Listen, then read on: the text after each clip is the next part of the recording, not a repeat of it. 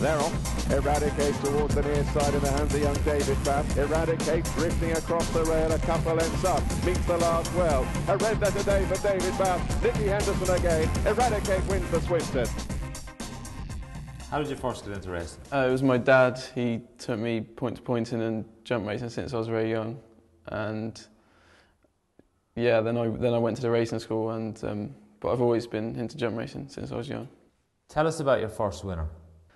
It was more relief at first because it took me quite a while. Coming towards the second last, and it's Man from Highworth who touched down in front on the inside. It's Man from Highworth, a top-class hunter chaser who's gone on by a length and a half, and going up towards the line, it's John Manners' Man from Highworth who wins the opener under David Bass. It felt very good.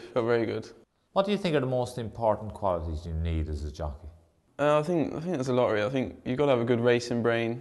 You've got to be able to be tactically aware, and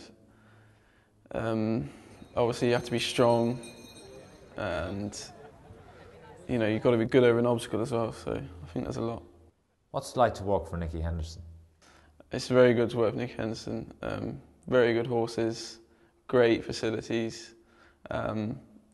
It's good to work for him, but it's even better to ride for him. What's the biggest win of your career so far? That would be the Swinton Hurdle, Haydock. I won a horse called Eradicate for Nicky Henderson. It's one of the biggest handicaps of the year, very competitive. Eradicate drifting across the rail a couple lengths up, meets the last well. A red letter day for David Bass. Nicky Henderson again. Eradicate wins the Swinton. To ride in it's good, but to win it was very special. Do you think it's important to seek advice from older, more experienced jockeys? Yeah, definitely.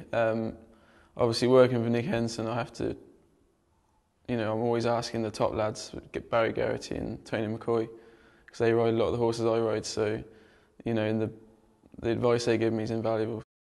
How would it feel to get your name up on this wall? To get my name on this wall would be dream come true, especially with the names up here, you know, the likes of yourself and Dunwoody and McCoy, just to be next to them would be unreal. What would be your advice to young jockeys starting out in racing? I think patience is a big thing. You know, it's not all going to happen at once. A lot of hard work and perseverance, really. What are your goals for this season? I'd love to be champion conditional. It might take a bit of doing with Sam Twiston-Davies riding. You know, he's riding well and he's going to take a bit of catching, but that's the ultimate aim. What was the last meal you cooked for yourself? I can't remember. Don't do cooking very well. What do you do on your days off racing? Because I work full time, I'm usually mucking out on my days off. What would you do if you won the lottery? Buy a decent car.